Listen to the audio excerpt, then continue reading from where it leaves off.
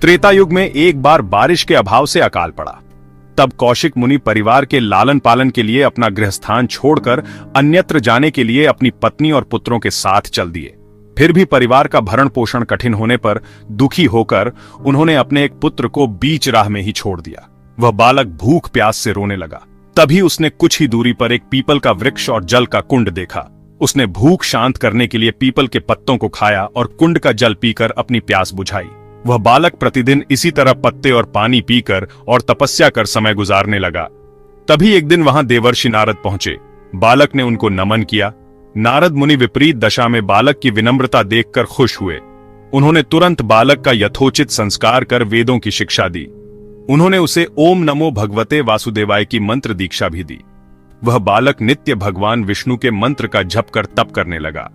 नारद मुनि उस बालक के साथ ही रहे। बालक की तपस्या से भगवान विष्णु प्रसन्न हुए। भगवान विष्णु ने प्रकट होकर बालक से वर मांगने को कहा। बालक ने भगवत भक्ति का वर मांगा। तब भगवान विष्णु ने बालक को योग और ज्ञान की शिक्षा दी, जिससे वह परम ज्ञानी महर्षि बन गया। एक दिन बालक के मन में जिज्ञासा पैदा हुई।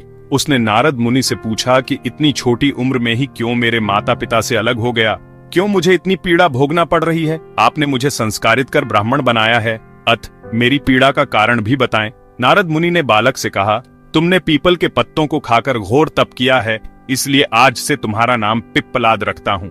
जहां तक तुम्हारे कष्टों की बात है तो उसका कारण शनि ग्रह है, जिसके अहंकार वश धीमी चाल के कारण तुम्हारे साथ ही पूरा जगत भी अकाल की पीड़ा भोग रहा है।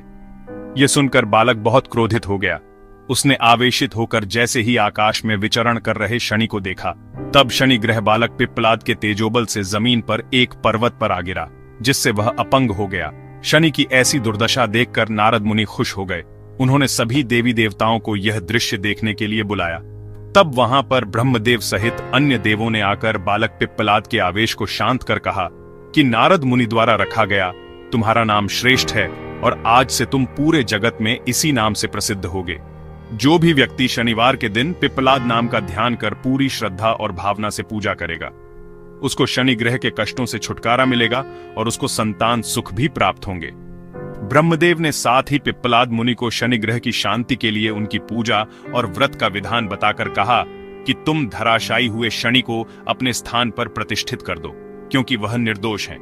पिप्पलाद मुनि ने भी ब्रह्मदेव के आदेश का पालन किया और उनसे शनिश्चर व्रत विधि जानकर जगत को शनि ग्रह की शांति का मार्ग बताया। इसीलिए शनि ग्रह की शांति के लिए शनिवार के दिन पीपल के वृक्ष के साथ ही शनिदेव के पूजन की परंपरा है।